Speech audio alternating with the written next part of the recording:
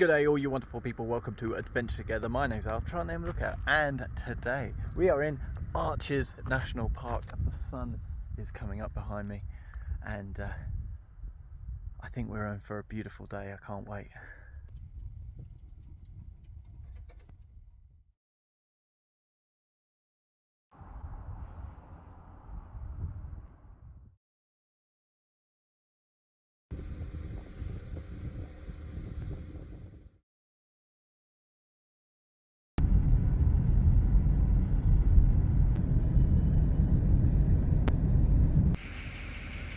This little area is called the Balanced Rocks. You can see one right in the centre, that small little pendant shape, and then that large one above it. And apparently next to that large one used to be another one. This is what it says here, that there used to be another one. But now it is no more. Touch the balanced rock.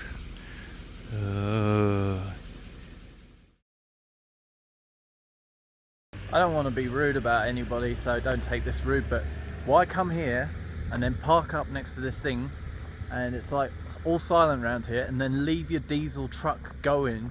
Oh yeah, I'm gonna pull in and just leave my truck going and walk off and take photos for ages. I think that's just not thinking about anybody else or not thinking about where you are. It's just you pull up, you've got an 8-litre F350 sitting there and you're like, oh yeah, I'll just leave the engine running and deafen everybody. But you don't know. Shut up, look out. You just get on with showing us arches. I will. I'm sorry. We are at another viewpoint, and this viewpoint is called the Garden of Eden viewpoint. This is really cool. Here we go.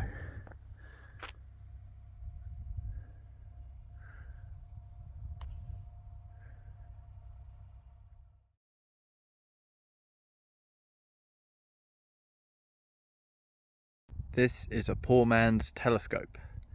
It is just a rod of metal. You can't see anything. Get off that man's truck, you cheeky boy. Oh my god, you're huge. Now I know what you're thinking. You're saying, well mate, thank you for showing us all of these pillars. They're lovely. But when are we going to get to the arches for which the Arches National Park is named after? Oh, we'll get there. We'll get there eventually. Oh look, there's one. And there's also a watermelon. How do arches form? Like this. I thought they used a rocket launcher like Arnold Schwarzenegger in that film Commando.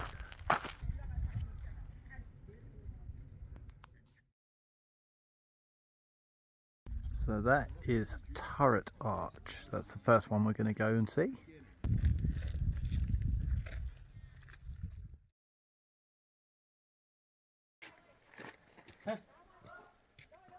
So that is the north and south window over there. So the north is the one on the left, and then the south is the one on the right. So that's south window.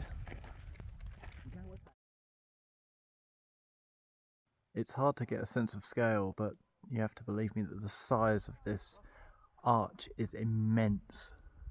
Now we're walking around the other side. So the south arch that we've just seen is on the left, and the north arch is on the right. This will give you a sense of scale. This couple are climbing up into the arch. And this one is the north window. Kind of looks like an eye shape. If you're concentrating on the arches, you won't see this that's behind you. So this gentleman just built an arch out of... I think that's the cutest thing. That's awesome.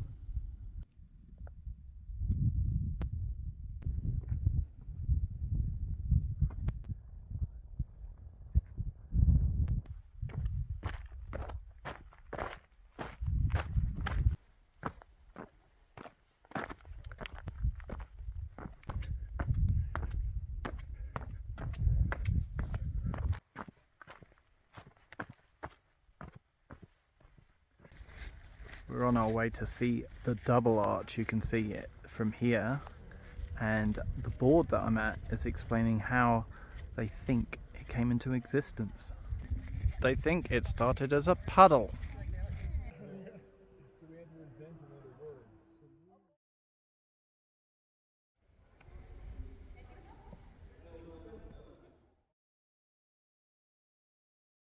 It's insane when you think about erosion that a place like this started just from a puddle, or at least that's what they think.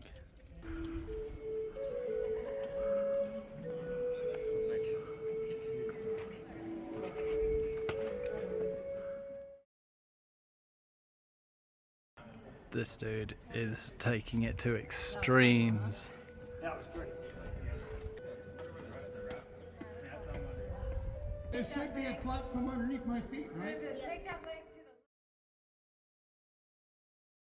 the... I just had a very nice and relaxed breakfast staring at this little rocky outcrop, all of these pinnacles, very, very pretty. The sun is out. It's got to be the intensive skin cover here, but we are on our way to the park's main attraction. On the way there's these petroglyphs to look at. That's really, really cool. Not sure if these are some more or someone has more recently had a go at drawing some.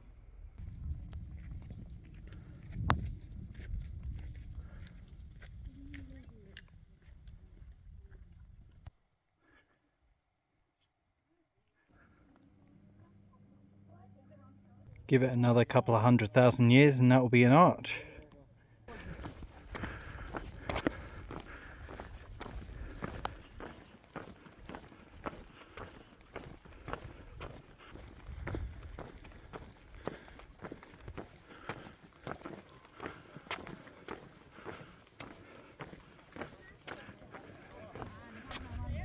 There she is, delicate arch.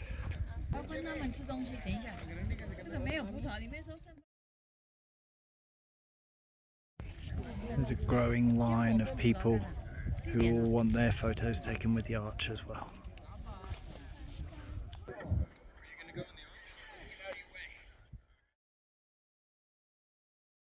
I'm on my way back down now, but have a look at this view.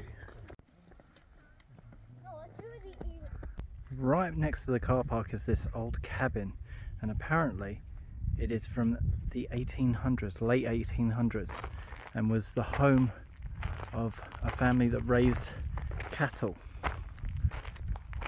Imagine how inhospitable this area was.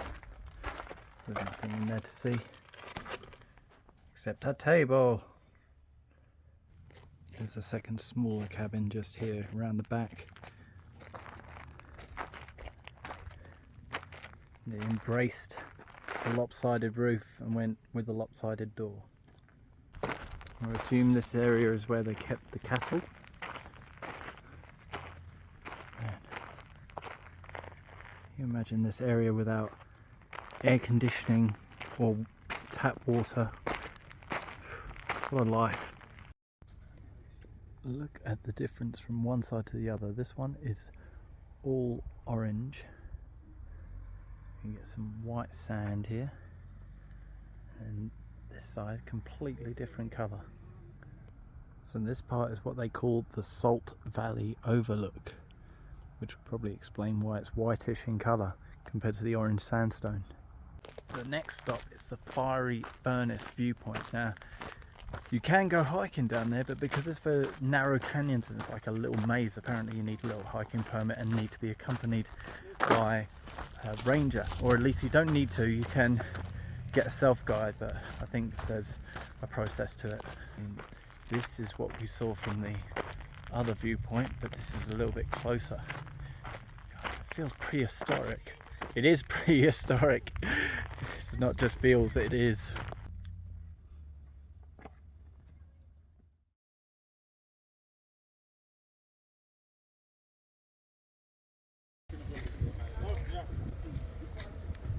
So I'm thinking I'm gonna go on this hike. It says 3 to 5 hours. See how quick we can go through it.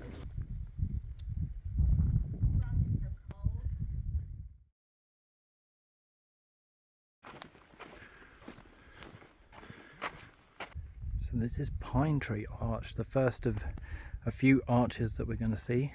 This is down a cul-de-sac, so this is the end of this little trail. This one is called Tunnel Arch. Looks pretty cool.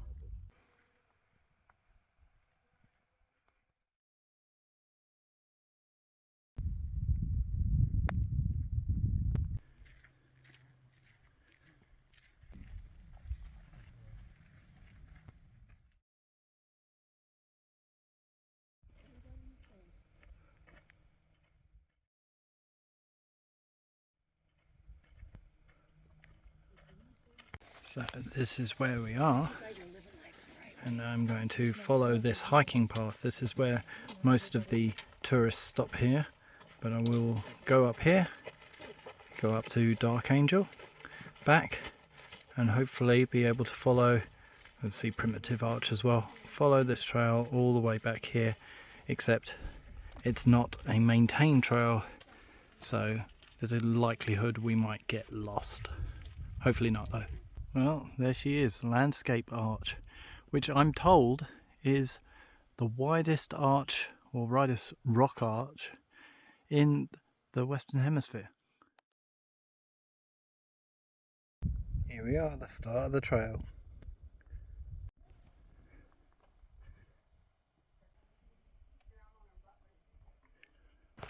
They say it's a primitive trail. It feels very primitive. I can imagine dinosaurs running around in here. There's one. Only joking. So this is Partition Arch, and what a view beyond it. That's incredible. Be a nice lunch spot, this one. On to Navajo Arch.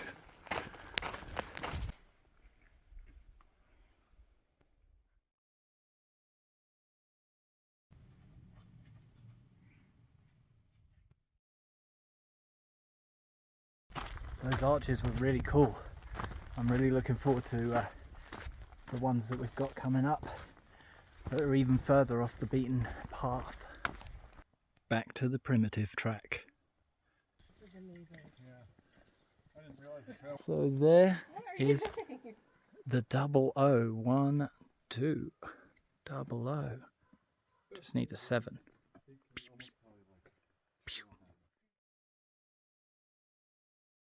So this is 00 from the other side, looking out at the mountains. Beautiful.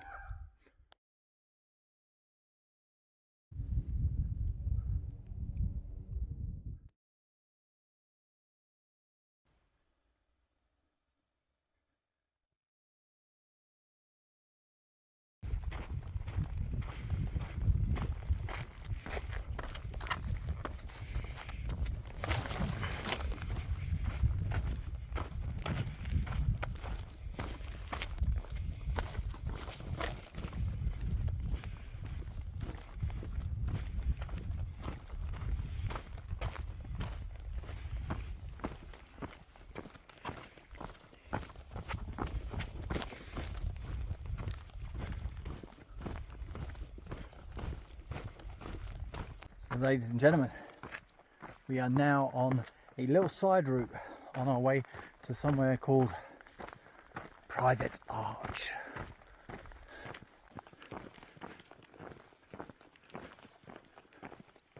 Here it is, tucked behind a corner. Private Arch. Saving Private Arch. And it looks even more magnificent from back here. Yeah.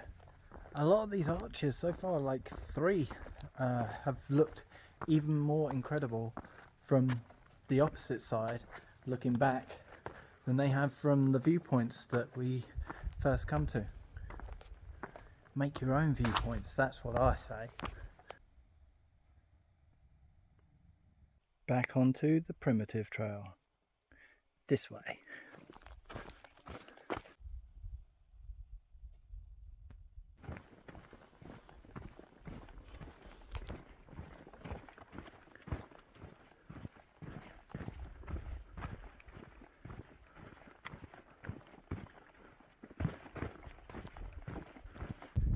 I forgot to tell you that these vertical structures here are referred to as fins, and you can see why. So, ladies and gentlemen, this is Black Arch, so named because the sun doesn't shine in it. Well, ladies and gentlemen, we are back at the car, and that is it for my Arches tour. I was going to say holiday. No, that is it for my Arches tour. So, I hope that you've enjoyed it. I really do. I thought it was magnificent, and that hike at the end was something else. Really adventurous and beautiful and rugged. I really enjoyed it. So, that's all I have for you today. Thank you for joining me, and I'll see you in the next one. We've all seen these toilet instructions before, but this one, what's going on? Who uses the floor? Using the floor? Using the floor, bunch of dirty bastards.